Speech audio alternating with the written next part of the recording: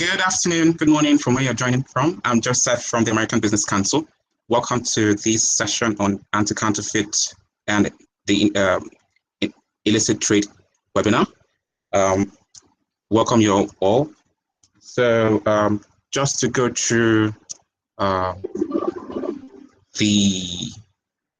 housekeeping rules, please be informed that this session is being recorded, and then please mute your mics as you log in, and only the panelists can have their video cameras on. This to ensure there's enough bandwidth for the panelists. Then you can send in your questions during the Q&A. When sending your questions, please identify yourself and your organization in the chat box. If you want to speak, kindly signify in the chat box as well, or by raising your hand. Relevant materials and resources will be made available to everyone after the webinar. So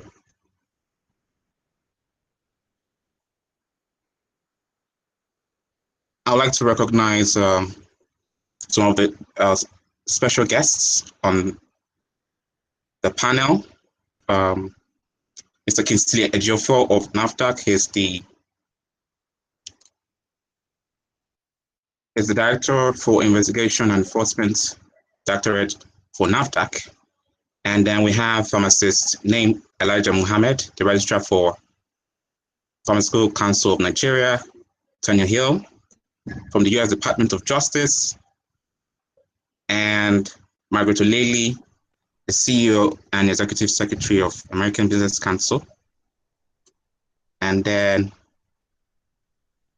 we also have our moderators, Jamila Muhammad, a legal advisor at the U.S. Department of Justice, an Inter-African partner at the New Practice.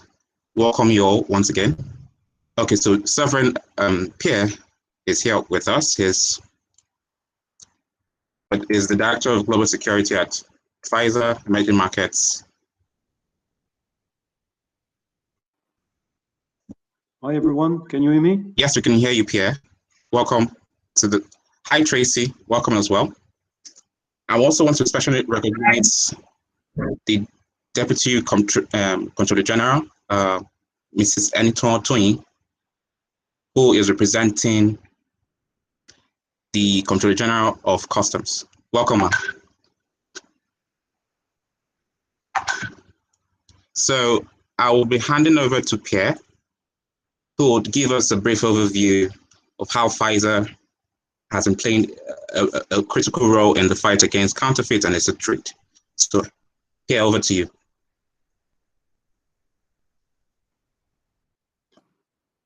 All right, here I am, always struggling with microphone. Everyone can hear me well?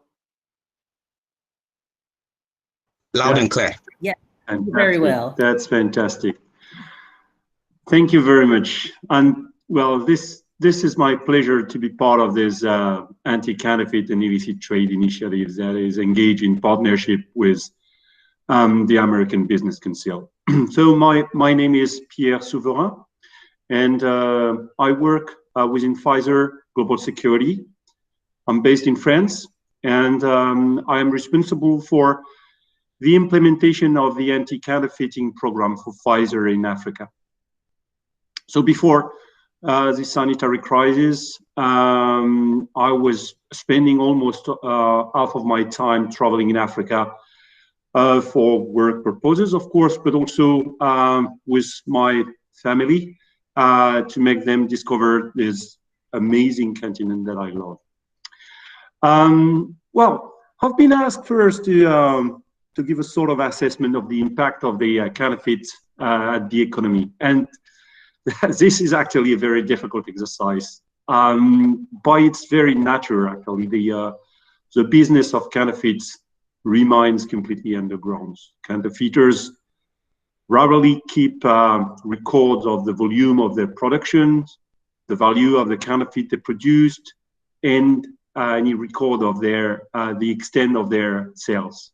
But just based on a recent OECD study issued in 2019, the trades in fake goods is now representing about 3.3% of the world trades globally. So such criminal activities cannot go without any impact on our societies, of course.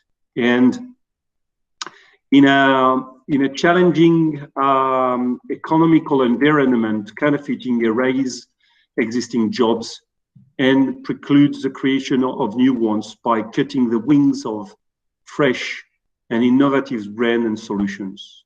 It also maintains and proliferates the unregulated work, including child work. It deprives states from revenue. It feeds money to criminal organizations. And in many ways, and especially for the counterfeit of pharmaceuticals, it puts customers and patients' health and safety at risk. So Pfizer, as many other pharmaceutical companies, has been and is still unfortunately targeted by counterfeiters from decades now. The phenomenon of fake medicine is not new at all. We all have in mind this picture of these alleged doctors in the wild, wide west selling those miraculous elixirs supposedly able to cure from headache, arthritis, and of course, recovering your 20-year-old strength.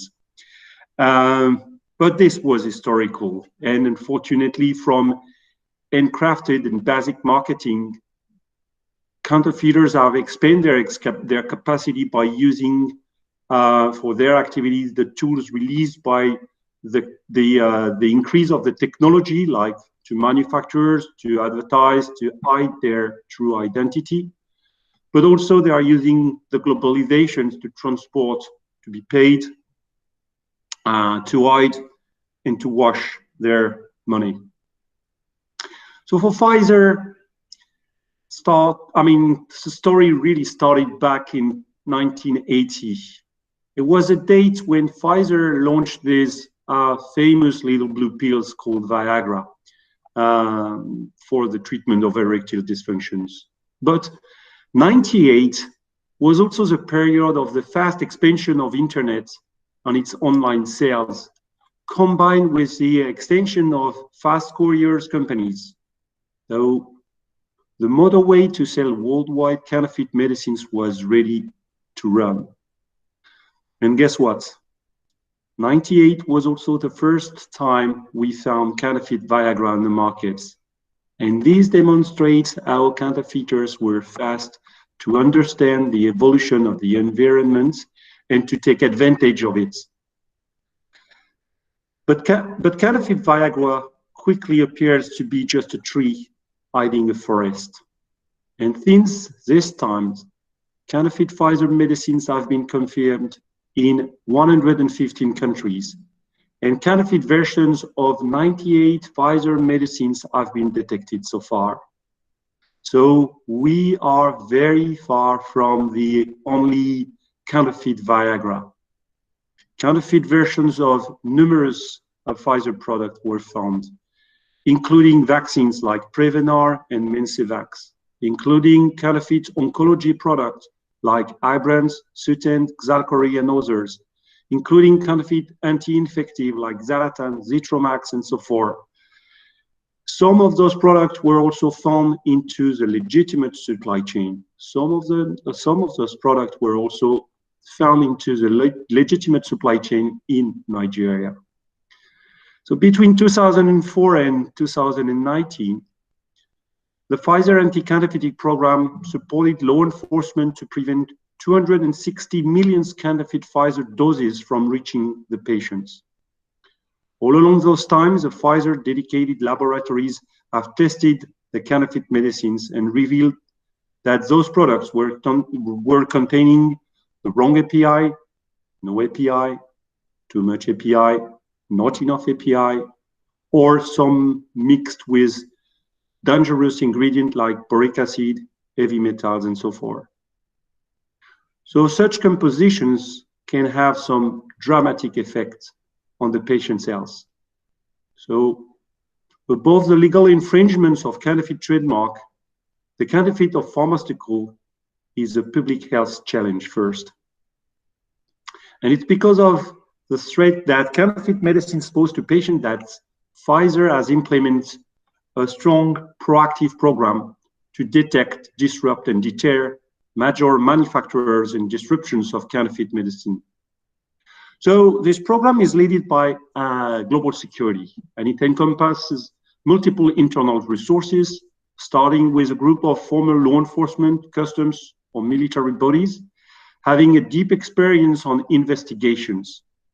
So our investigations are initiated in response to leads coming from various sources like complaints from patients, healthcare professionals, but also are issued from proactive initiatives, from market survey that we do conduct either in the streets markets or on the internet. So those proactive investigations ensure that solid cases are referred to law enforcement and health agencies. Our counterfeit medicines laboratory, which are based in the US and in UK, are teams of scientists that are dedicated in the analysis of suspected counterfeit Pfizer samples. We also have dedicated groups working on serialization solution to anticipate and align with the global mandates around the serialization. Our program also encompasses the interactions with key internal stakeholders like regulatory affairs, quality operations, legal, of course, communications, which is absolutely key, distributions and manufacturing plants. But this program can certainly not work on its own without a close collaborations with key external stakeholders that are the health agencies, the law enforcement agencies, and the customs offices, the international organizations and coalitions that have the powers and the authorities to enforce the legislation surrounding the pharma crimes.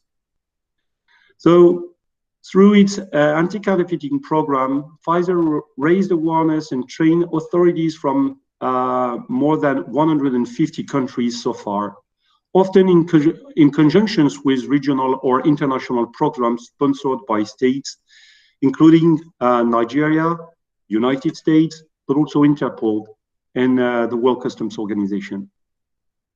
These key collaborations between public and private sectors leads to over 500 arrests and over 250 raids and the seizure of more than 19 million of Pfizer counterfeit doses in 48 different countries only for 2019, a great year.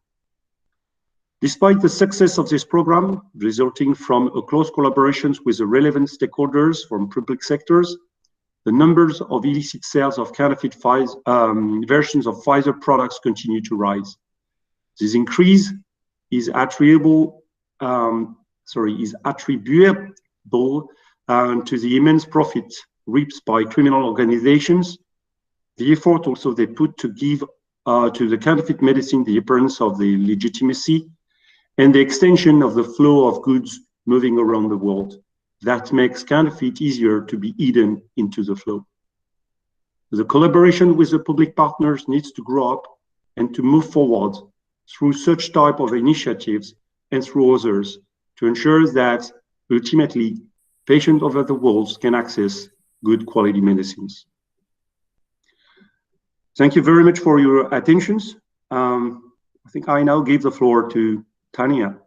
Thank you very much, Pierre. Thank you for those insightful thoughts, showing how Pfizer's commitment to working and collaborating with relevant organizations in over 150 countries, and how impactful such collaborations have been so far. Thanks for that. So I'll be handing over to Inta, who will be moderating the first panel session. That's with the relevant stakeholders, the public stakeholders. Inta is a partner at TNP. Inta, over to you.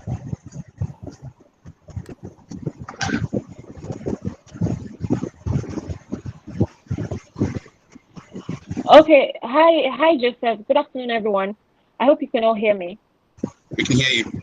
Yes, I hear you. Good afternoon. Okay, so on this, hi. So on the panel we have Deputy Controller Tui Amiton for Customs, and then we have Mr. Kinklejo for NAFDAC. We also have Professor Samson Adibayo for NAFDAC, and then we have Tanya Hill for African Attorney Advisory for the U.S. Embassy in Abuja, and then Farmer Mohammed, Registrar of Pharmaceutical Council of Nigeria. I hope everyone can, all the panelists can hear me, so we can just get right into the discussion for the day.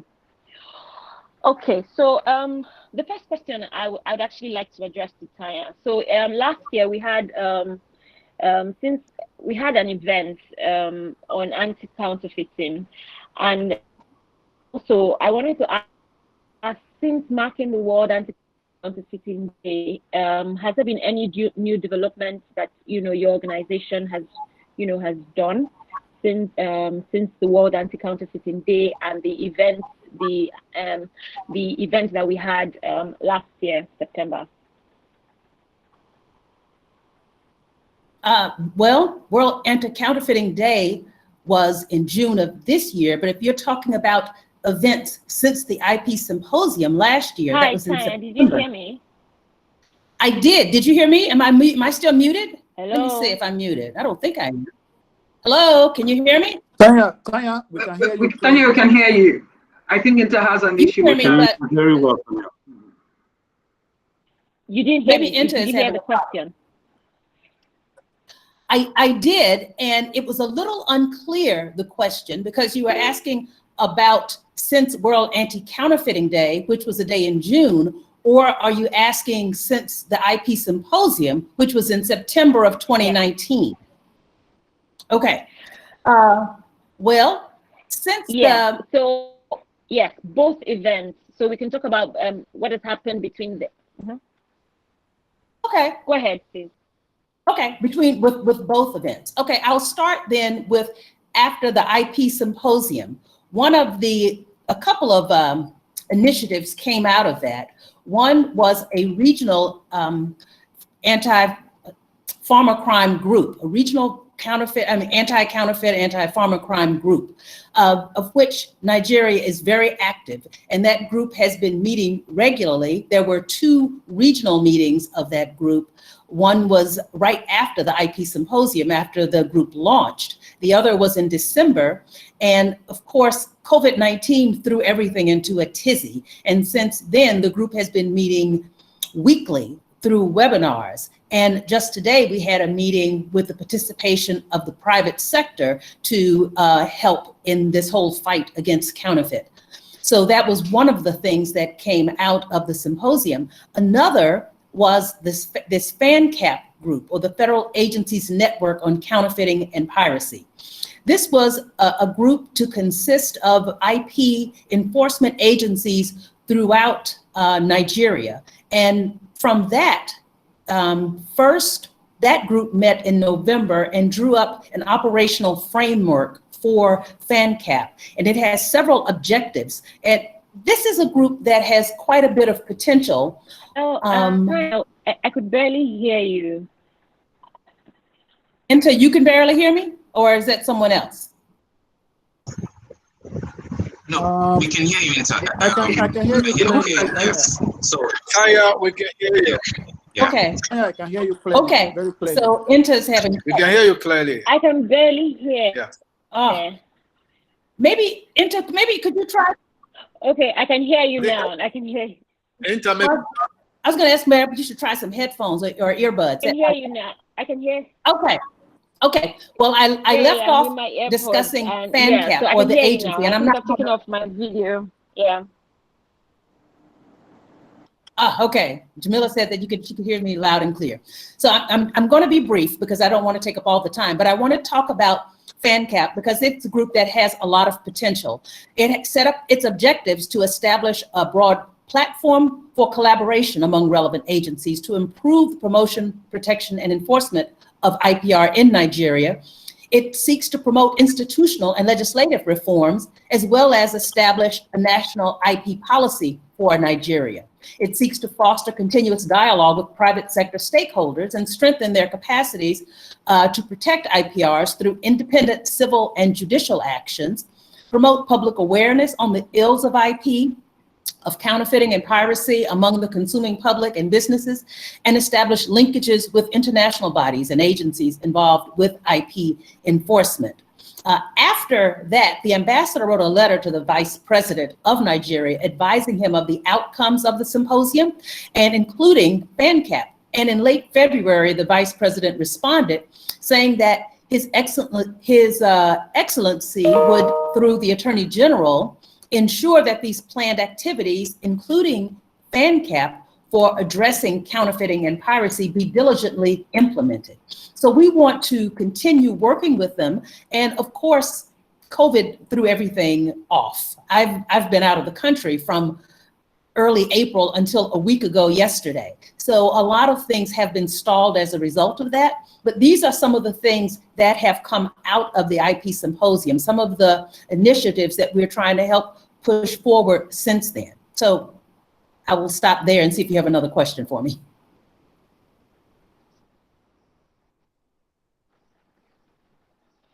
All right, thank you, Tanya. And I'm actually really interested in the coming up with the IP policy for the country. So I will definitely follow up with you on this. So now to Mr. Jeff for NAFDAC.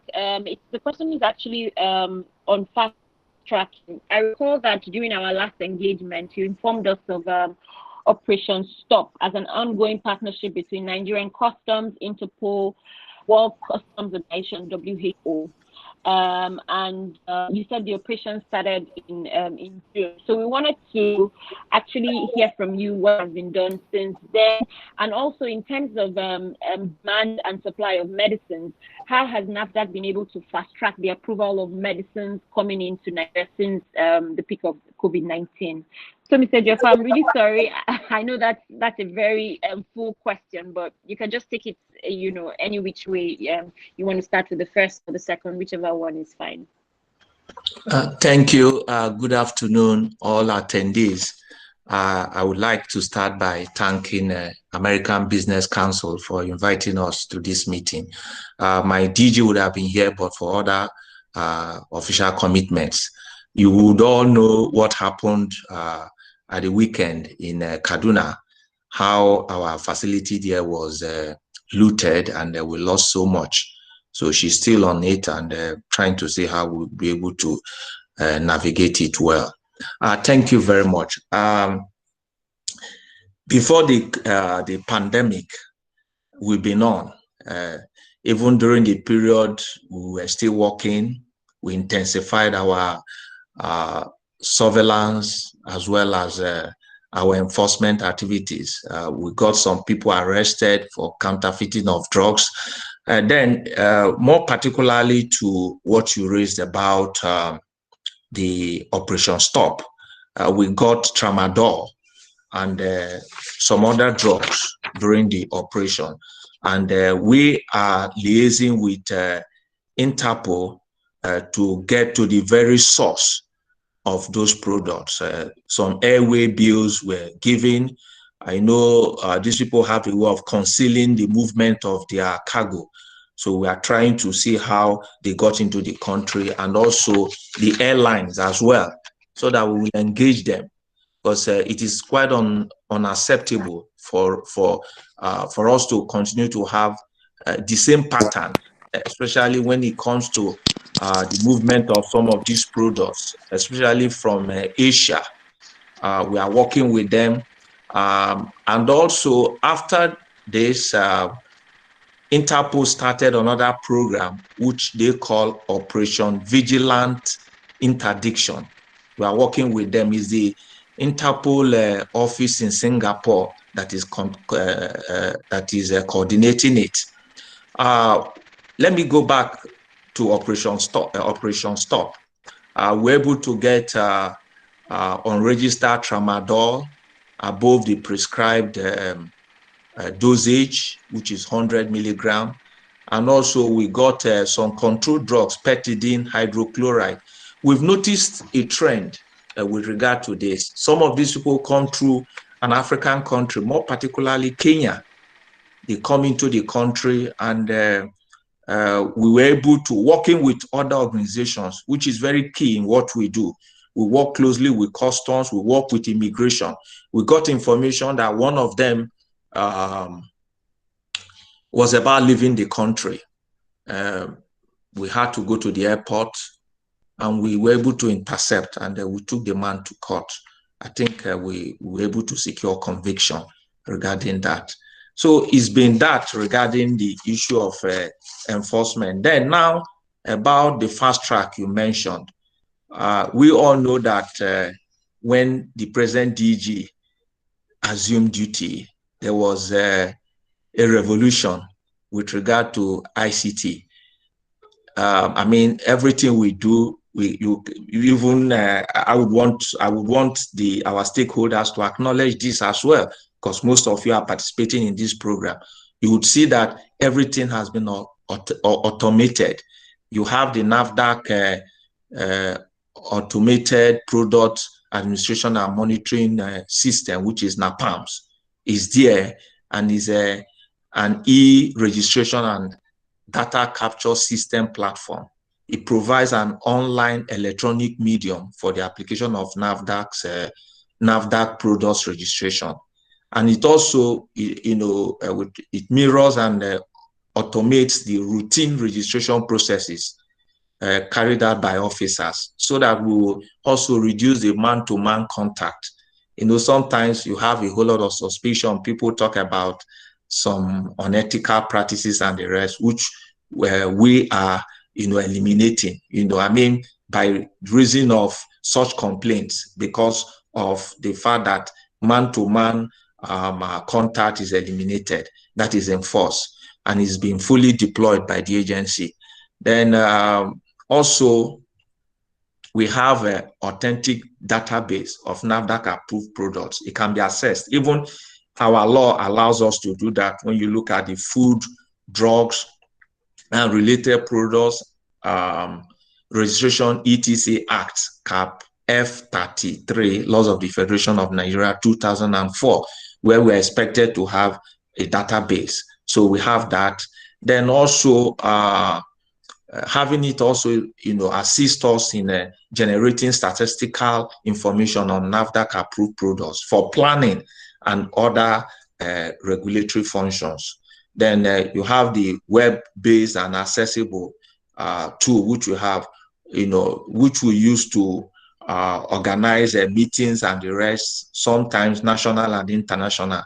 This is done also through via Zoom, M-Files and Teams and other media.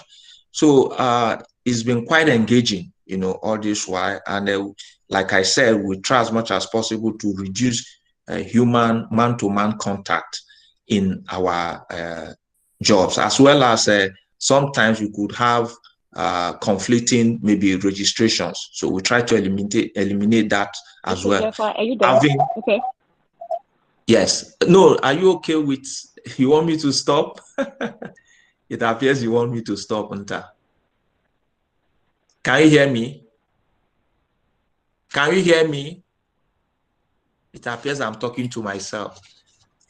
No. Kingsley, I hear you. I think we can all hear you, but most of us We can hear you. I can hear you very well, Kingsley. We can hear you very well. Okay. Yes. Okay, thank you.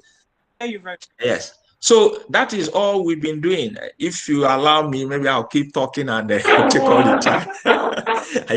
I better yield to you now. Thank you. I yield my time to you. Thank you. Yes. All right. Thank you. Thank you, Mr. Sorry, I have, yes, my colleague is also, I don't know if he's been able to, that's a professor. Yes, can you, Professor Samson Adebayo, the director of Port Inspection Directorate, is supposed to be part of this meeting. I spoke with him. He was trying to link up. I think he's having some technical problems. Maybe as soon as he's able to get online, he will also bring his own perspective. You know, I'm a policeman, I'm a lawyer, I'm a prosecutor, so he will bring the other aspect of it. Thank you. All right, thank you, sir. Thank you, sir. And I have used the ethos of NAFTA, and I can see that it actually works. Thank you very much, sir. So, but now to customs, I wanted to ask Mr. Omito to tell us what is the role of, because we know that, you know, this fake goods coming in, fake and counterfeit drugs coming through our borders, and we wanted to know customs' role in becoming fake and counterfeit drugs, and what collaborations they have with private sector. And another question would be, most importantly, with the AFCCA coming into force, what measures are they putting in place to ensure that, you know, with free movement of goods from, you know, all over Africa, what measures are they putting in place to ensure that we do not have this good that is going to come to us is not going to come with lots of fake and counterfeit medicines? Deputy Controller, sir.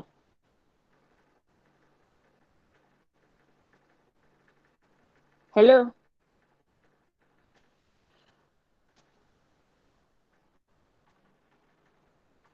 Hello, can anyone hear me? Yes, Yes, very well. we can hear you. Yes, yes, we can hear you. Yes, clearly. Yes, I hear you.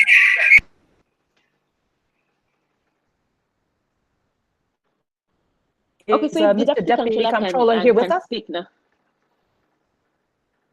Can you check the meeting room? She's still in. Okay, so if he's not here yet, we can just skip to the Pharmaceutical Council. So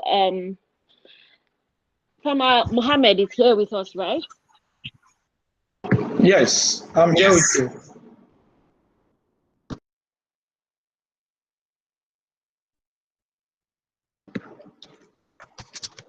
I'm here with you. Hello? Hello? Hello, I'm here with you. I'm hearing you. Are you hearing me? Hello? Can you hear me? Yeah, we can hear you. And Yes. Yes, yes, we can hear you. Sorry. So, okay, Yes, so we can hear everyone. Thank you very much. So, so I'll be going to actually question directly to Miss Eniton Tony. Yes, ma'am. We can hear you, ma'am. So, Can you hear me? Hello? yes, ma'am. We can hear you. Hello? Yes. Can you hear me? Yes, ma'am. Yes. In line with the provision of Schedule 4, I said, of course, some custom external tariff, which place importation of counterfeit good under absolute prohibition. The Customs Controller General of Customs had on 27 April 2020 approved the World Customs Organization Operation Stop that is aimed at fighting illicit movement of medical supply, equipment, Yes, we in can hear support you. of measures to defeat COVID-19. Clearly, yes. It could also be recalled that the operation was organized in collaboration with... Hello? Yes. Yes, it could be recalled that this operation was organized in collaboration with other international organizations like World Health Organization, RELO, and other relevant agencies, including Nafta. This operation took place from 11 May to 12 July at Tinkan Island, Apapa, International, PTM, Port Harcourt, Kano, Jigawa, Oguanseme, and is come with assorting results.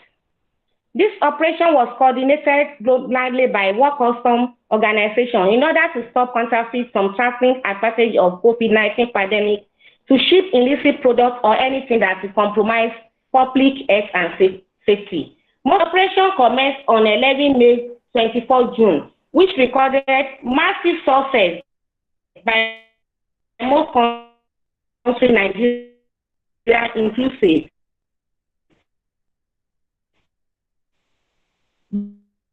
Due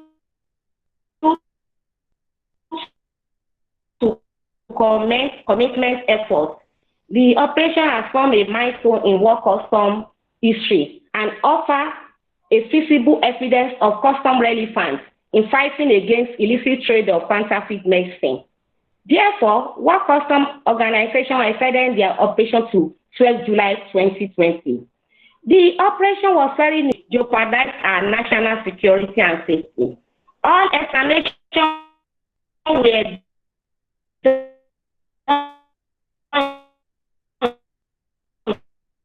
jointly with Nafta, being the regulator of pharmaceutical, medicine, and other ethics. Fantastic, and some of the intelligence information were provided by them. Now, let me share some of the success story recorded in 220 Work Custom operation. Yes, many containers were seized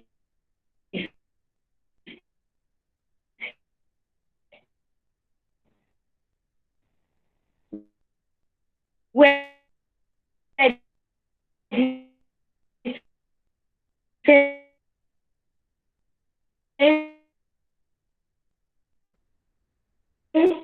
and seized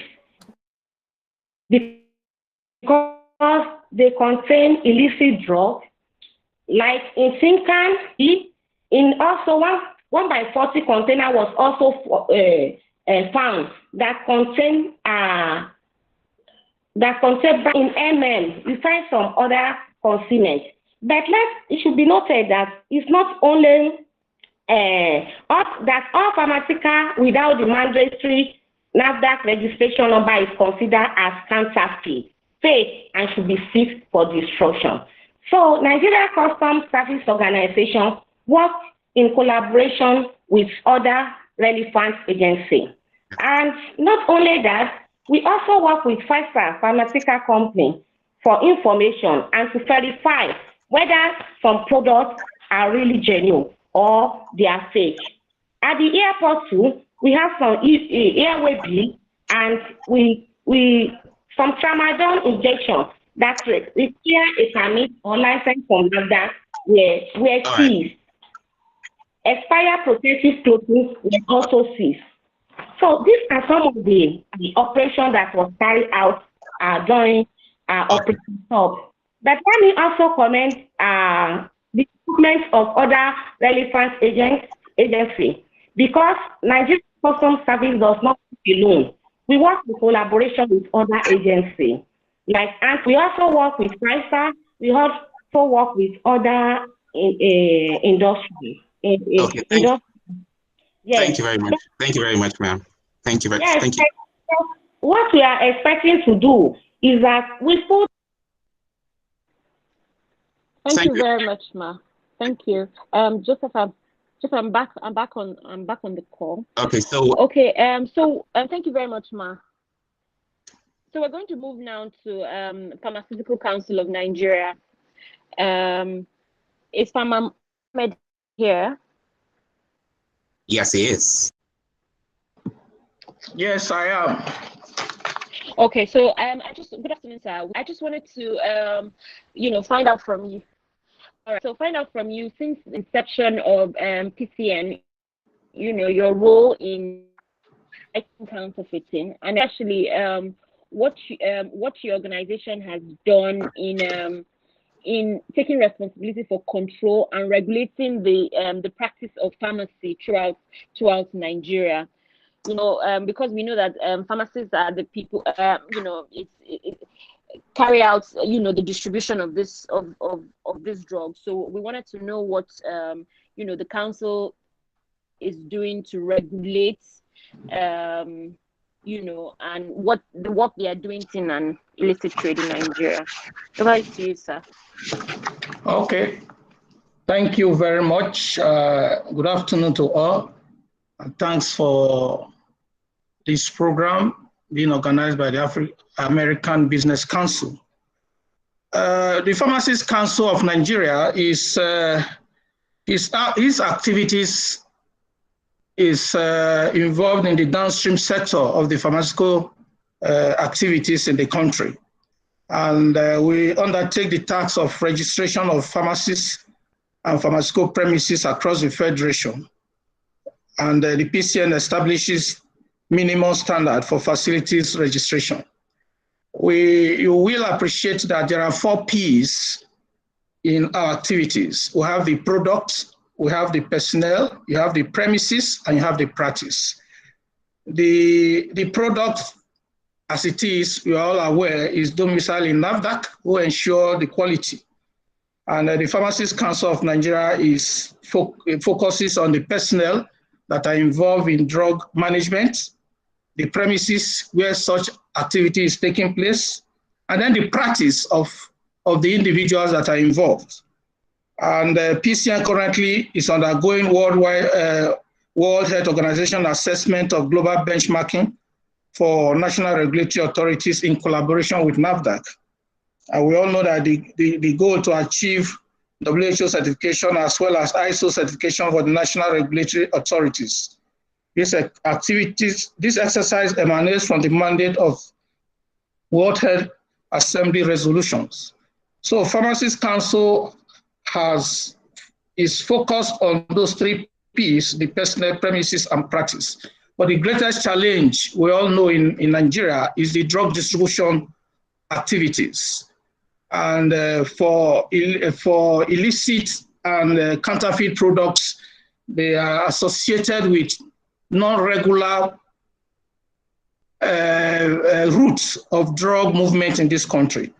And if we would need to focus on that, we notice that the open drug market has been a big challenge to drug distribution in this country. And those individuals are not regulated. They are not under the purview of the PCN. Therefore, it's a warehouse somehow for the transit of illicit drugs and counterfeit medicines. But however, with the national drug distribution guidelines that have been put in place by the federal government, we have come up with a program to dismantle those drug market, and that is what we call the coordinated wholesale centers in the 6 geographical zones of the country. So we believe that once those structures are put in place, most especially in Lagos, Onitsha, Area Market, Kano Market, in Kaduna and other places, we should be able to control and manage those drugs that are coming into those areas and coming out. Otherwise, there's a lot of challenges of products coming from there which cannot be vouched for. One, because their storage situation is bad, and 2, you can't really go in there to arrest or do otherwise. So we are soliciting for various state governments that are involved to work with us. And Lagos state government has really come out. Also, Kano state government has also come out to assist Pharmacy Council in ensuring that the national drug distribution channel vis-a-vis the coordinated source centers are put in place to evacuate those individuals that are in the open drug market. And we believe once that is done, we should be able to control to a large extent the distribution and sales of those drugs. And there's an ongoing collaboration between PCN and Integrity Project under the sponsorship of Bill and Melinda Gates Foundation, in which Pharma Access is digitalizing inspectorate and other regulatory tools to promote transparency and improve efficiency. By extension, the GIS mapping of pharmaceutical facilities is also being undertaken by Pharmacists to facilitate decision-making and reduce litigations arising from inspectorate activities. So we believe that we still need a buy-in of most of the stakeholders, those in the PPMV level and the community pharmacy level, so that we'll be able to manage that landscape to ensure that drugs that are going in and out from their premises are not counterfeit, and also they are not illicit. Those are part of something we are doing, and we also have to Thank you very much, sir. Work with the. Hello? Yes, thank you. Thank you very much. Thank you much for that. we're running thin on time. So thank you very much, sir. Okay. I understand that Professor Adebayo is on the call now. Hi, Joseph. I understand that Professor Adebayo is on the call now. Has joined us. Yes, it's on the call. Can you hear me?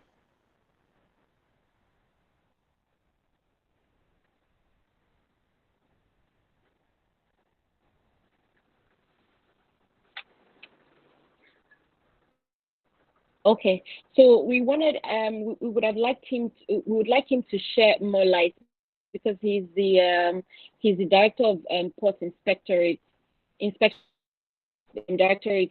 for NAFTA. So we wanted him to briefly just tell us the collaboration with the Nigerian custom, just in fact before we round up.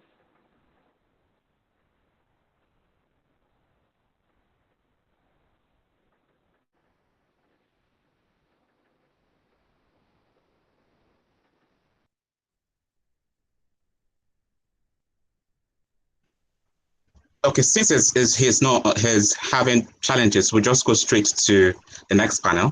Thank you very much, Enta.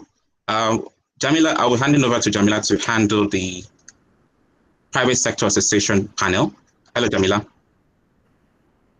Good afternoon, everyone. Please confirm you can hear me. Loud and clear. Yes, hear you. Hear you very well. Okay. All right, thank you.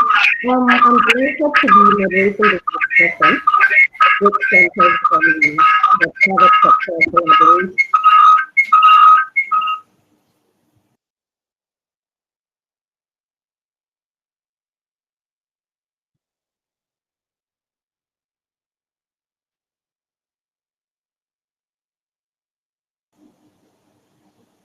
I think Jamila may be muted. I don't hear her anymore.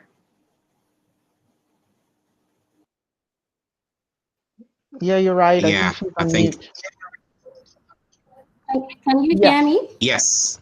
Oh, yes. Oh, I'm sorry. I don't know. I think it just went mute.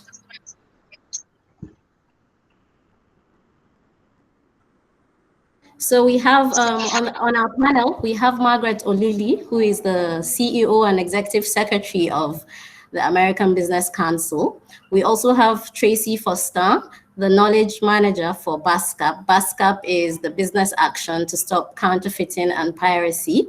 We also have Mazi Sam Ohabua, who is the President of the Pharmaceutical Society of Nigeria. And then we have... Joseph, are you still here? We have Olalekon Asuni, former president of NairoPharm. NairoPharm is Nigerian representatives of overseas pharmaceutical manufacturers. And then we have, last but not the least, Mr. Desmond Adiola, who is the chairman of the Anti-Counterfeiting Collaboration, a non-governmental organization here in Nigeria. So to start off, we all know that COVID-19 has brought about an increase in counterfeit products in the market, and with it, the attendant dangers of counterfeits in the market. So my first question will be to the whole panel, and I would like Mrs. Oleli to start off by answering what her organization has been doing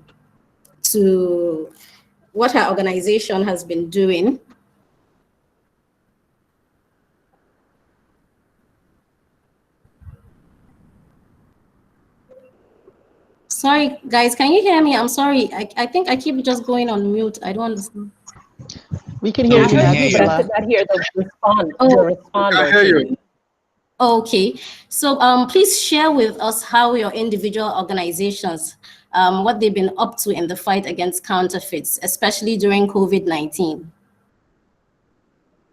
Okay, thank you very much, Jamila, and apologies for all the back and forth. It could be very distracting. So I would say that from the outset, we have been committed to the issues around the fight against counterfeit. And we have been working with partners, creating awareness and really driving policy advocacy through these partnerships. So if we look at what Tracy talked about, what Tanya talked about, in terms of the stakeholder engagement, and all, we were partners in that project. Earlier than that, we had worked with the U.S. Government on an ACC to drive issues around competition in schools, create awareness among secondary school students.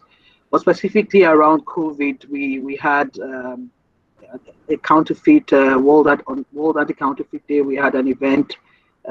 We had the same stakeholders, most of us in the virtual room, discussing the challenges of counterfeit in the face of COVID. And we had some very interesting perspectives that kind of guided the way people were going to move forward from their various positions and organizations. We also use that platform to showcase Fishbone, which is the documentary put together by the U.S. Embassy to drive home the conversation around the dangers of counterfeit. I know that at the beginning, Pierre shared, the issues around the impact on the economy, and it was like it's a very difficult part of the counterfeit conversation.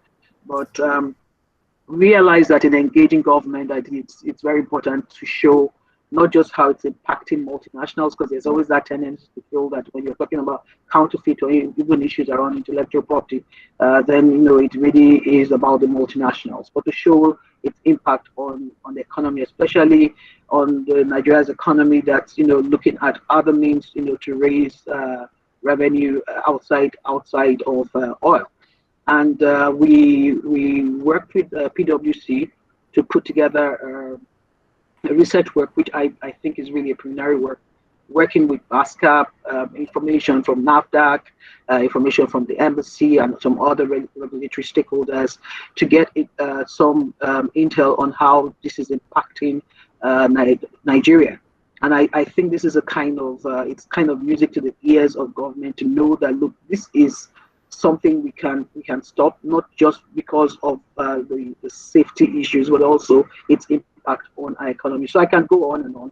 The fact that we're having this event today is also some of the things we are doing to really create awareness and working with media from all perspectives to see how we can even run into training programs to help amplify the voice around the issues of counterfeit. Over to you, Jennifer. Thank you, Margaret. I'm sorry you were short for time, so I have to jump into the next question, and it goes to BASCAP, to Tracy. So on awareness, we've seen campaigns from BASCAP, and what has been the feedback so far, or what have you noticed during awareness campaigns? Is there a lot of support from the private healthcare institutions? And if no, why do you think that's the case? Thank you very much for your question, and hello to everybody. I hope you're safe and well. Thank you to ABC for putting on this webinar today and for inviting me to speak. So on your question on awareness, well, BASCAP has been actively engaged with our stakeholders in creating public awareness regarding the negative implications of counterfeit and pirated goods. We do have the global awareness campaign, I Buy Real, and we are very proud to have collaborated this year with our Nigerian partners at the U.S. Embassy in Abuja. So thank you to Tanya with ABC, thanks Maggie and your team, and also Jamila, thank you, and to the University of Ilorin in Abuja. Additionally, in May of this year, we hosted a virtual panel with the U.S. IPR Center, including with the Homeland Security, the FBI, and with CBP, which is Customs and Border Protection, to discuss what counterfeiting trends they were experiencing as part of the COVID-19 pandemic. So how our awareness campaigns work is that IP associations, government entities will contact us on behalf of their communities or companies that they represent. Outreach has been to multiple sectors, So this year we did our own messages with a focus on raising awareness of the dangers of buying fake medical goods, especially during a time when the world faces a global health crisis. So our key messages, we shared them across all of our ICC's social media platforms, including Facebook, LinkedIn, Twitter, reminding consumers that COVID-19 has caused a dangerous spike in counterfeit medicines. Taking shortcuts causes risks, risks for companies, risks for consumers, and risks for you. So helping BASCAP to deliver some of these key messages on World IP Day, which was in April, and on World Anti-Counterfeiting Day in June was Dr. David Nabarro, who's the special envoy to the WHO. So I will leave it at that for the work we've been doing on awareness, and happy to respond to any other questions. Thank you very much, Thanks, Tracy. Camilla. You're welcome. The next question goes to ACC and Nairo Farm. So I think I'll start with ACC, Mr. Desmond Adiola. We also like you to tell us what has been the feedback on your awareness campaigns from your target audience. Good afternoon, all, and thank you to ABC for inviting us to participate here. This will be the second time, and ABC, it's a very good organization in terms of their approach to anti-counterfeiting. So our partnering with stakeholders has been vibrant, and we consider ABC as very key stakeholders. Yes, we have, before, I just want to bring a little bit of context to this, in that within this COVID pandemic that happened this year, we've had a lot of spike in counterfeiting activity. That's what we have noticed in SEC. We've noticed a 90 to 98% displacement of genuine sales by counterfeiters. And we've also seen the average of 11% price differentials between genuine and counterfeit coming even closer, as consumers begin to panic, a lot of panic buying, with the law enforcement agencies being overstretched, having to attend to security and now reprioritizing what really they needed to do, especially in the light of the shutdown. Insurgency is still going on. And of course, so COVID-induced poverty also was a key issue. So within that, we were able to still do a World Anti-Counterfeiting Day. Albeit we had to do it virtual, as well as also getting into the groove and joining the multi-agency task force at the port inspection that was happening in Apapa ports. So I was there on behalf of ACC twice, working with customs and NAFDAC team, the other agencies combined. So really, it was not only about just advocacy. We were also putting our feet in the mud also to see, how much more we can actually push the barrier against, push the fight against counterfeiting. And I can tell you that, of course, OECD always estimated 2 to 3% global average in terms of counterfeiting. Right here in Nigeria, we've seen it double, apparently above 6%, with factories for counterfeits already set up in several places in Nigeria, Kano, Onitsha, Aba, where we've done a lot of busting, trade fair as well, where we've done a lot of busting through our third-party agencies working with NAFDAC. Of course, with NAFDAC leading the way while we were producing the intelligence, or just, trying to do investigation and putting that across. Now, in terms of what feedback we get, from our awareness campaign, it's very interesting because from our awareness campaign, because the awareness campaign is to 4 categories of stakeholders: government itself, of course, the consumers, the industry, and of course the middlemen. That's the people who are like the wholesalers and customers who buy products and who buy the counterfeits. So really, in terms of awareness through our respective industries, key members of our industries, reaching those, we can give you the feedback that there is more awareness by consumers, but the COVID created a panic situation where consumers didn't care anymore. They just wanted to stock up. So and it was like an essential thing, a survival thing. So we noticed that in all our monitoring stations because we had individual investigators for our industries giving us the feedback. So, so there was consumer awareness. Interrupt, Mr. Diola. I'm very sorry, but our time seems to be short. So I'd like to go to the next question. I apologize. Okay. So this goes to ABC and BASCAP. We know funding is a critical component for awareness creation, but kindly share what kind of supports or coalitions you would hope to see from stakeholders, apart from funding, that is.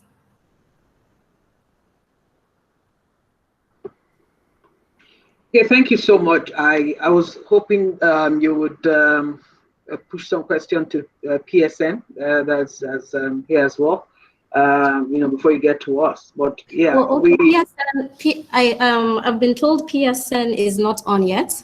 No, they are on. I can see him. I can see okay. Okay. I have a question prepared for him. Okay, so let me just go ahead. All right. Let me go ahead with mine. Well, yes, I would say that we've been having great collaboration with, like I said, everyone in this virtual room. We've worked with BASCAP, on awareness creation, on engaging regulatory agencies. We have worked with the U.S. Department of Justice to raise awareness. Where even at the IP symposium, we had a fair, and this was more like people would come and then we're able to educate people a lot more about the dangers of counterfeit and all that. So we'd like to see those partnerships continue, but we would like to see a more I don't like to use the word robust, but at this point, that's the one that comes to my head. Robust partnership with stakeholders, especially in the area of research.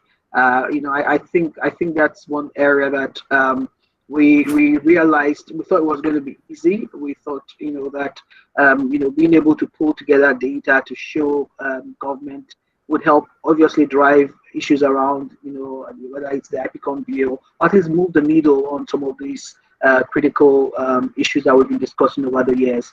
But we found out that was not as easy as we thought. So I guess being able to push, a lot of coalition and partnerships in those areas will be of critical interest to us. I'll stop at this point so other people can share their thoughts as well. Yeah, I think now Tracy, please. Yes. Okay. Thank you. Yeah. I don't know if you wanted to go to me directly, but perhaps what I can thank you. Just to rebound off what Maggie was saying. Yes, we do collaborate as widely as possible with multiple sectors. But I think that one of the things that will be of interest to the audience here today in terms of collaboration and the work that we're doing. So from the International Chamber of Commerce, just this year in March, we announced an unprecedented collaboration with the World Health Organization, WHO, in calling business to action in the fight against COVID-19. So what this agreement was is that we also recently accepted an invitation from the Director General of the WHO and the President of the European Commission on what is called to join Access to COVID Tools Accelerator. You may have heard of it. It's called, or ACT-A, Facilitation Council. And basically it's a high-level board composed of around 30 heads of government and ministers representing all regions and market shapers, as well as international organizations and philanthropic organizations. And it has a mission to provide sustained political leadership, to advocate for governments, to provide the political and financial support for ACT-A, so the Access to COVID Tools Accelerator, to succeed. And we're proud to say that ICC is the only representative of the private sector invited to participate. And what we anticipate for Act A, what will it mean for BASCAP? Well, at this point, we're still providing input to ICC regarding this initiative, but we recognize that free trade will create vulnerabilities and opportunities that counterfeiters will take advantage of. So our BASCAP's assistance can come in different ways, such as outreach, messaging and awareness, coalition building, and connecting the dots with governments. Okay, yeah, okay. Thank you. Sorry to cut you off. No, no worries. Okay, I'd like to ask PSN this question. There's still a deficit in awareness from young millennials and Generation Z when it comes to issues of counterfeiting. It's something that isn't like up in their minds, something far removed from their minds. So how do you think awareness should get to them?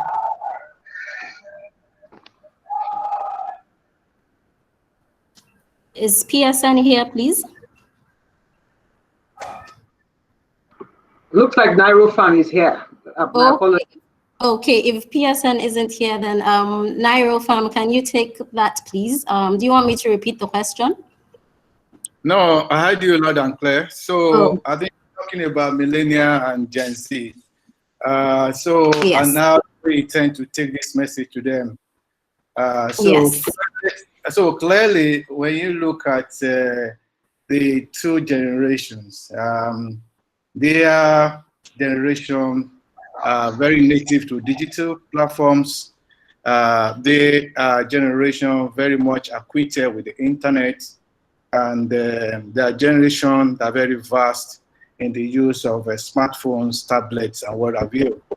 So traditional channel of reaching out to them obviously may not work, as you can see from the likely places where they seek information and where they access information. The touch points and what their behavior prescribes implies that we need to take our awareness campaign now to those touch points on digital platforms and on the internet.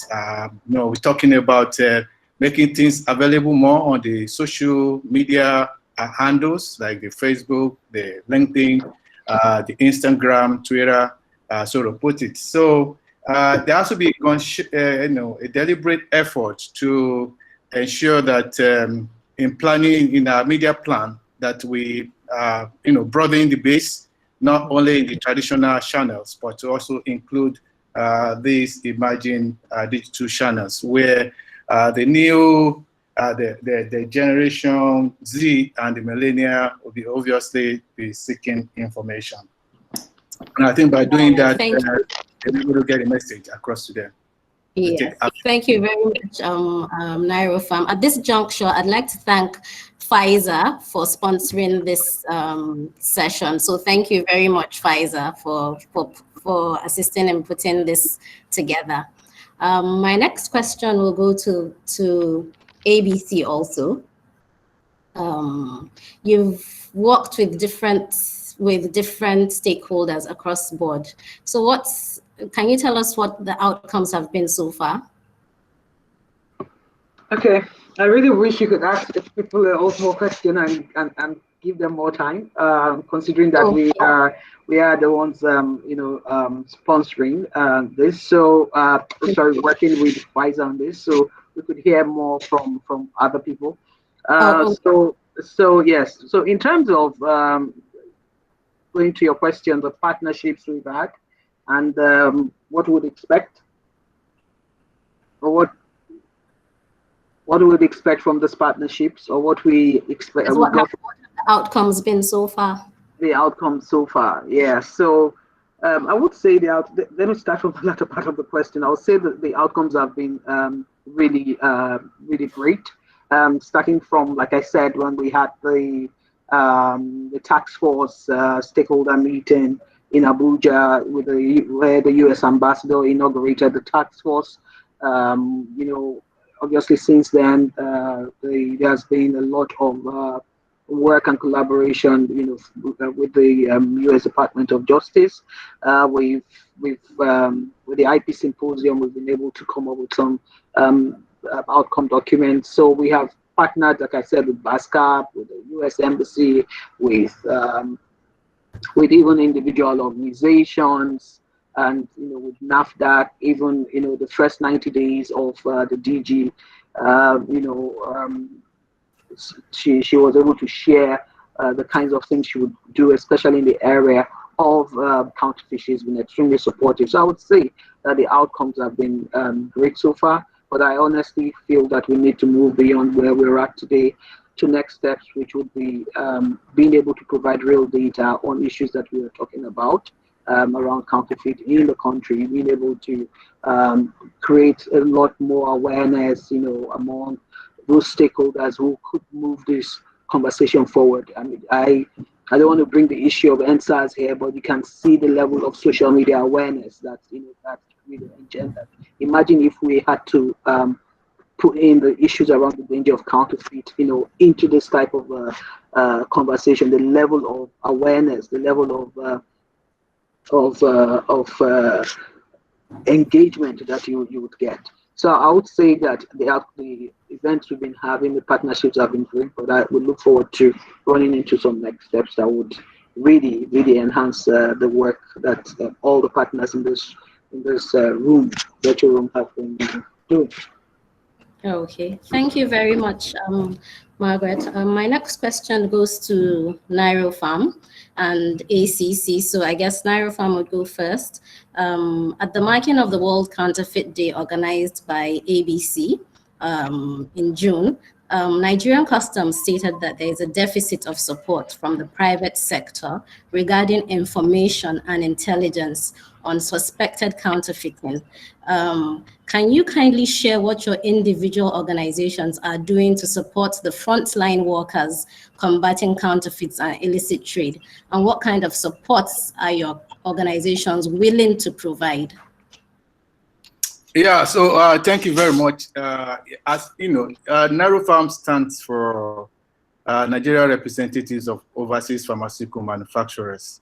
From the opening speech by Sovere, you realize that our member companies are the only ones that probably have a well-structured, dedicated department to look after counterfeiting and of medicines, because our reputation matters to us for the product and for the corporate. So we go a long way to ensure that we prevent counterfeiting, and we have footprints across all parts of the world where we gather information about counterfeiting. Where it's possible, we try to stop the products that have been suspect products for being shipped out of that country.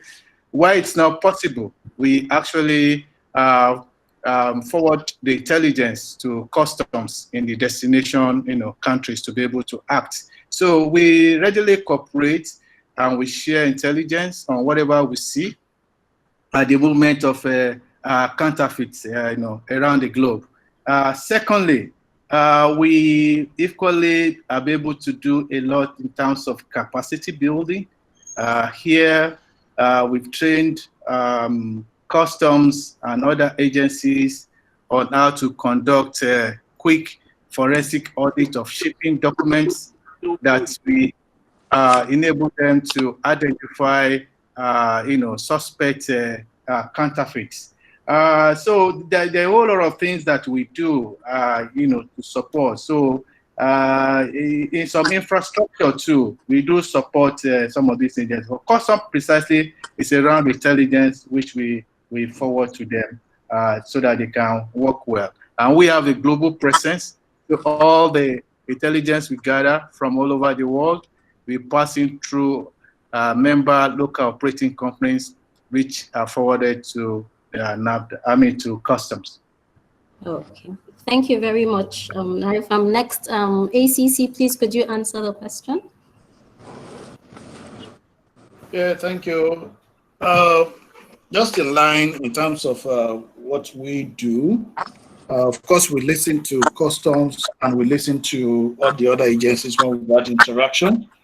And the activities that we have are ongoing, so it's not just happening. We've been on an MOU-based inter-sharing with them. We had an MOU, a joint MOU, in which BASCAP even joined up to help to expand that MOU, and it's a workable MOU that we'll be using.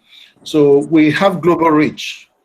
Most of our members are global organizations, and through that funnel, we're able to operate, sharing intelligence, and even locally, most of our members have investigators, 3P investigators who are regularly, on a monitoring basis, gathering information and also sharing those information with a view towards conducting raids and seizures.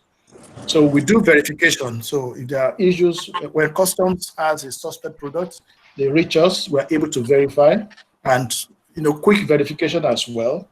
And of course, capacity building, training, we've conducted that under the ACC umbrella as well. And of course, most of our members are also on to online monitoring.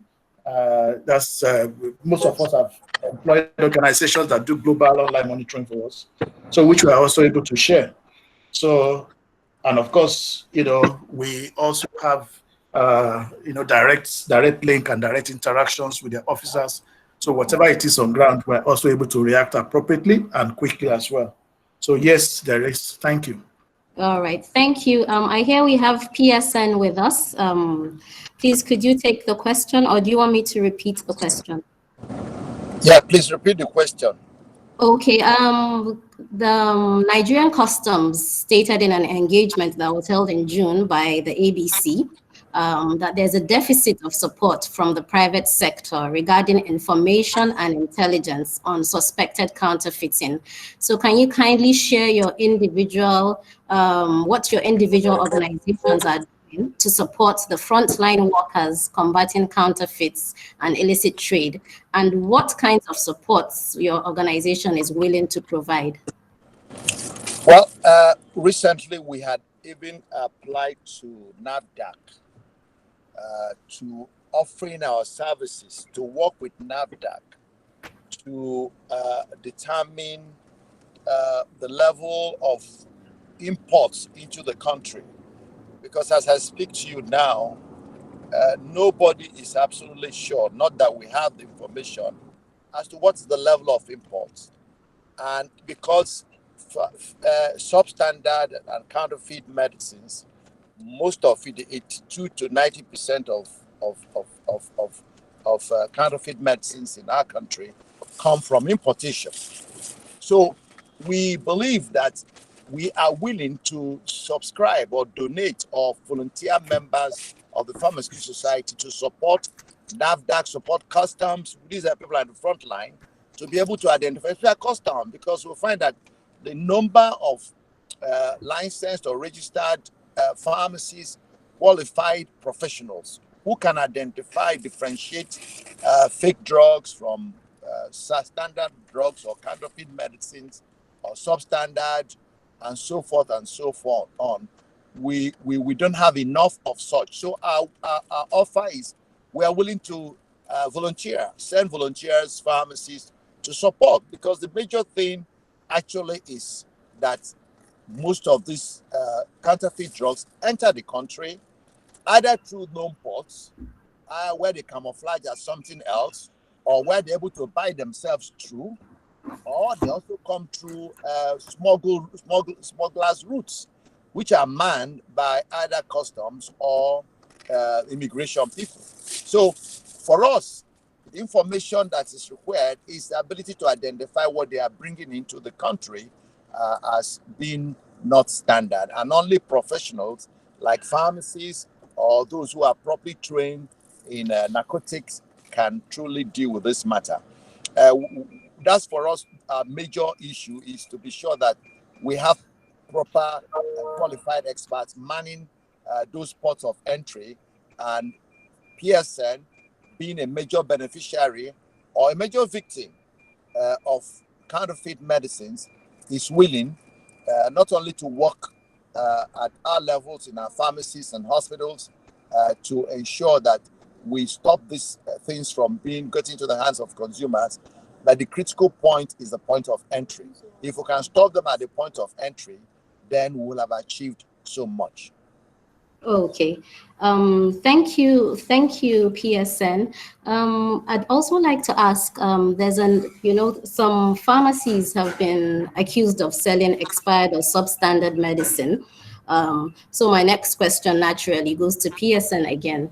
As a body that represents the interests of pharmacists, what ways has the body been able to instill ethics and discipline in combating counterfeits? Well, first, I'd like to tell you that no pharmacist who has his head correct. Yeah. I mean, there may be a few who have gone mental, and you never can tell. Mental illness in our country is misdiagnosed or underdiagnosed until people go naked on the streets. We don't believe that they are mental. So if any pharmacist is not mental, who understands that medicines are very important things that people use to help their health, either to receive a cure or prevent a disease. If you understand that when medicines expire, it means they've lost potency, or even some of them have degraded or have reacted with the elements to become something poisonous. The pharmacists who went through school 5-6 years and they're so trained cannot willingly give fake drugs or substandard or expired drugs to people. I can admit that sometimes they do it inadvertently. That is possible because they are human beings. They can make mistakes, and at sometimes because of poor supervision, their technicians or assistants can also do so. So I think that for us as an association, it is anathema. It is something that will lead to your being put through disciplinary process or procedure if you are found selling expired medicine. It is something we will frown at, and I believe that beyond Nafta, which is the regulatory agency that has the facilities and the resources to check this, and the Pharmacist Council, which is also a major regulator or the primary regulator of pharmacy practice, any pharmacist who find doing any of this, we recommend them for beyond the discipline that we'll give or the punishment we'll mete out as a professional association. We also recommend them for regulatory sanction.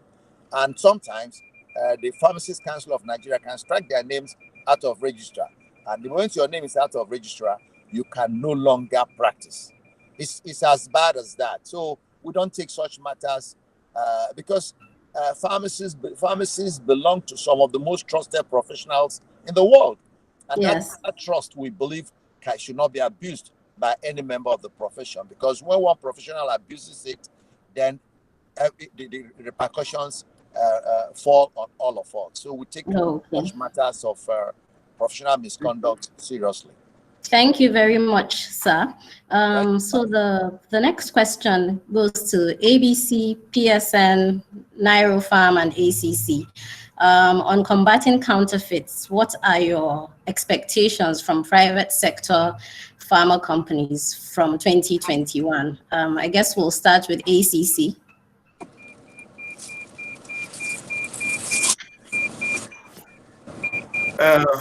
Thank you. What are expectations for 2021? Yes, from the industries or from the pharma company? Yes.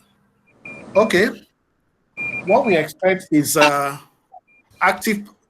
continuous active participation because they have been active, but then not all have been active, but the key organizations like Pfizer is at the forefront. You know, when you say ACC, there's no ACC without Pfizer, without GSK. Those two organizations are very strong members. So, but we expect that more will come on board. And I must say also that it's not only that they are participating, but they are very key, both committees. So yeah, so I get that, and they're fine with their commitments. We just want to have a much more broader umbrella, so that we can articulate our ideas together. We will do more capacity development, so we expect them to come on board with intelligence, we want them also, particularly, to also employ the use of third-party investigators. I think that will be very, very helpful with the law enforcement agencies. So those are some of those feedbacks, and I will be talking more with my colleagues in ACC, and we will look at that together. So besides that, we are quite happy with that. Thank you. All right, thank you, sir. Next we go to Nairo Farm. Please, you have a minute, please. Okay. Okay. Thank you so much. I think in terms of our expectation for 2021, we're just coming out of COVID. In Nigeria, most products are bought out of pocket. COVID has plummeted our economy. That means there's a likelihood of incentive for more fixed and accredited drugs that are very cheap to flood the market. We appeal to all agencies concerned to be on high alert and stem the tide of influx of counterfeit medicines into Nigeria. Secondly, we expect our members and our other stakeholders that we do more of collaboration, strengthening this collaboration. We are a member of the ACC. We collaborate today with American Business Council. So, and all the other government agencies, we want to strengthen our collaboration. Ultimately, is to protect the lives of patients, Nigerians who want to consume, quality products. Thirdly, we want to flag with the regulatory agencies. We are in the internet of the world. Now there's been strong push for online pharmacy, internet purchase of medicines. We want to appeal to our agencies to make sure that we have a robust process and procedure and regulation in place to support this if it will come to be in our environment. In other client developed countries, you have the online purchase of products, of pharmaceutical products, has led itself to counterfeiting, the influx or proliferation of counterfeit products. Thank you very much, sir. I'm afraid I have to cut you off and go to PSN. Yeah, thank you. I just want to acknowledge the point being made by Lekon just a few seconds ago, that given the economic situation post-COVID, the motivation to produce substandard products or fake products or counterfeits will be higher. The motivation is higher. So that means we expect pharmaceutical companies first and foremost to up their game, improve their packaging, and making their products less able to be faked or imitated. That's where it starts. Secondly, to employ more qualified personnel. I'm not looking for job for pharmacists, but I must make that point, that the only person who can actually tell you whether a drug is fake or not is a properly trained person. And in the area of medicines and their efficacy and quality, pharmacists are at the forefront.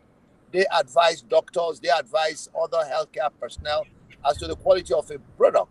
So anywhere drugs have to be dealt with, pharmacists must be at the center to guarantee the safety, because that is what they have been trained to do. So farm companies should please employ more pharmacists in regulatory and quality assurance areas, and also regulatory agencies, NAFDAC, PCN, and also the customs, because I know that the customs, the police, NDL, these people are employing pharmacists now because they appreciate that we don't have to reinvent the wheel. When you have the expert, like having an expert dog that can easily identify anybody carrying a narcotic. So it is for pharmacists. They are trained, they have the eyes too. So let's get more professionals on the spot, on the borders, and curtail the propensity for admitting this kind of product. Thank you very much. Thank you very much, sir.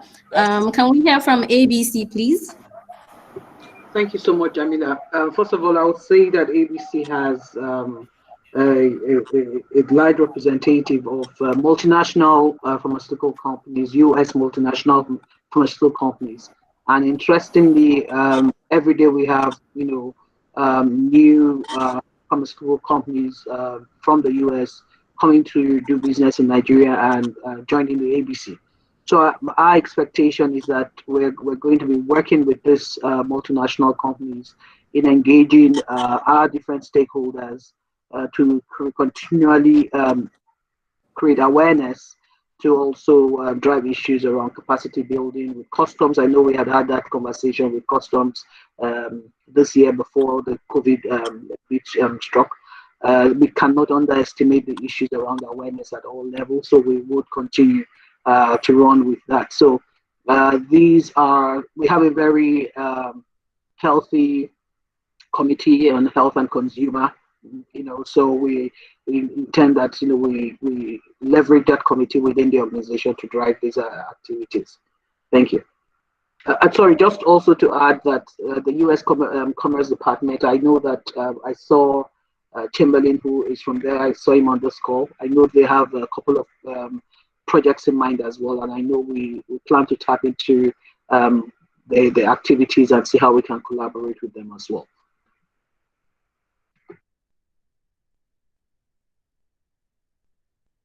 Thank you very much. My final question goes to BASCAP. What does BASCAP have in store in 2021 concerning counterfeits and healthcare institutions in general?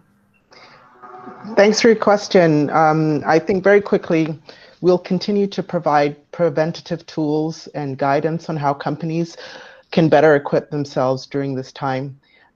We do have, ICC has an SME outreach program.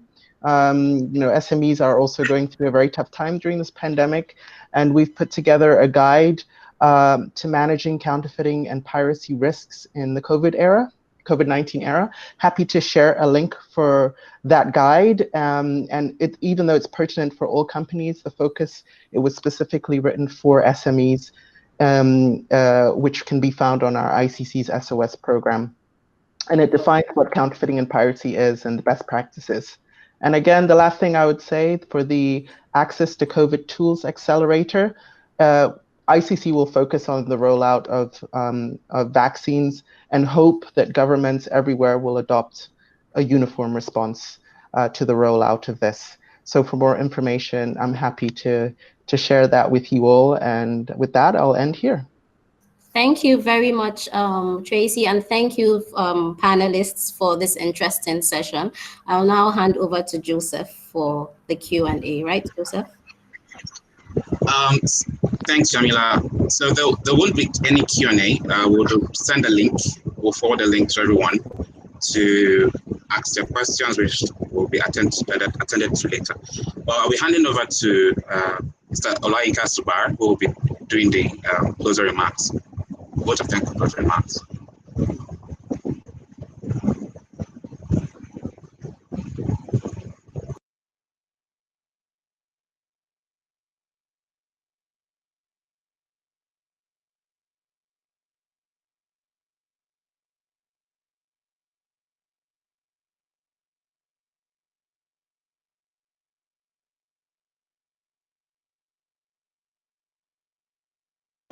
Hello, sir.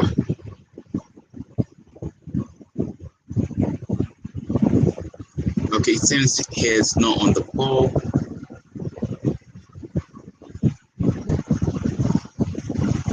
Okay. So I'll hand over to Mafet to do the vote of thanks. Hello, Mafet.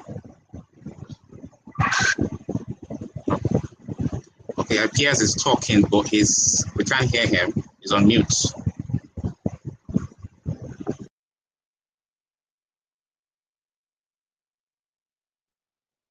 Hello, can you hear me? Yes, we can. Yes, we can hear you. Okay, sorry, I was on mute. Yeah.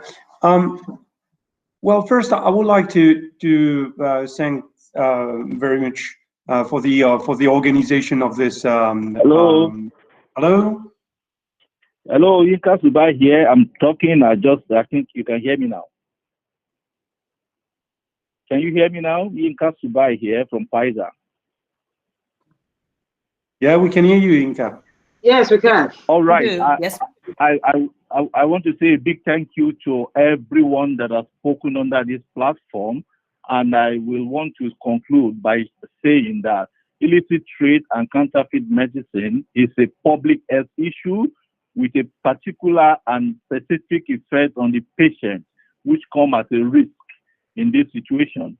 And the NAFDAC, the professional body, the trade association, were doing quite a lot, and also donor agencies. However, there is a missing link that I can see, which I think we should take forward after now, is the patient themselves. Is anybody talking to them on where should they buy their medicine, the role of pharmacists to them, and what should they do if they don't get the desirable effect of the medicine they have bought? What is the channel of reporting?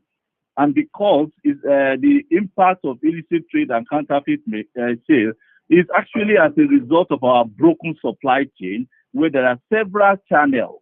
It is because there is still patronage that we're still getting it.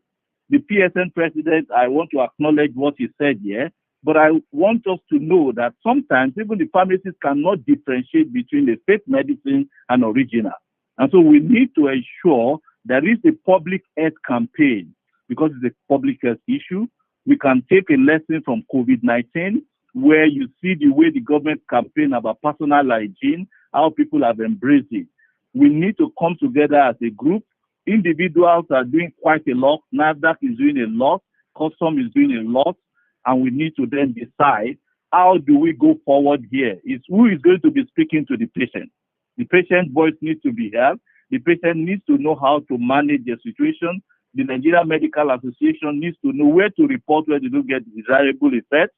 And so all this needs to be brought together under a platform. It's going to cost a lot of money, that if we pull resources together from everywhere and be consistent on radio, social media platform, TV, billboards, letting the patient know what to do when they don't get desirable effects. Letting them know that when you buy your medicine, buy from a registered pharmacist, and what are the signs of a registered pharmacist. And every medicine purchase must be obtained a receipt of transaction, which is a proof to be submitted to designated places that NAFDAC will say if you don't get the desirable effect. And I think if we all come together collectively and work on this public awareness, because it is a public health issue. The patient is at the center. No one is speaking to them. Ignorantly, they are buying fake medicine. No one will intentionally know that this drug is fake and pay for it. I want to stop at this point and thank everyone, and I hope that this webinar will result into a deliberate action to change our environment and make the fakers go out of business. Thank you very much.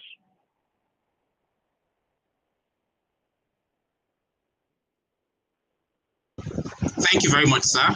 So, Margaret Olile, we're doing the closing remarks. But for your notice, please, there's a link in the chat box where you can forward your questions.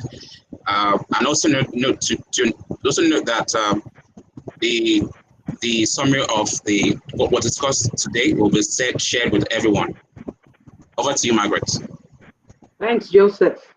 And just to say that I really appreciate the passion that Yinka just shared in talking about the patient and the need for the patient to know. And that is why, as a second part of this event that we're doing, we're going to be having a media training. The media training would focus on how media would help patients to create awareness. Again, thanks to Pfizer, this is something we're jointly running together, and I'm hoping as we move on, we're able to even build a curriculum for media in certain institutions on critical conversations around how to identify, how to report counterfeit stories and issues around identifying supply chain challenges and all that. So on this note, I would like to thank all the stakeholders, the speakers who have made our time to be here today. I know it's been a bit challenging with us clearly talking over our heads at some point. This is the reality that we are getting used to. And so I would like to thank you for your patience. I also like to thank all those who have stayed through to the end to listen to you. I'd like to thank our moderators, Jamila, Nta. It's been great having you share your thoughts. And I would really say this is the first time we're having PSN, PCN, and NairoFarm and a lot of all the other stakeholders in the room to share their thoughts. And like Inka said, this is a beginning, and we can move beyond this. Lastly, I would like to thank Pfizer for sponsoring this, and I'm hoping that, like Inka said, it involves a coalition of the willing, and so we're hoping that Pfizer and all of us here would move to the next step in terms of creating awareness to get the patients to come on board as well, the patients to come on board as well. Thank you all, and have a great rest of the day. Thank you. Thank you, Thank you. Bye. Thank you, everyone. Thank you. Bye, Tracy. Bye. Bye, everyone. Bye, everyone. Bye. Hello, Pierre. Cheers. Bye. Bye. Bye. Bye, Tanya. Wave. Bye, Tracy. Good seeing you. Good seeing Bye, you Pierre. too. Good seeing you Bye, again, Ina. too. Bye, Kingsley. Have a nice afternoon. Cheers. You too. Bye. Okay.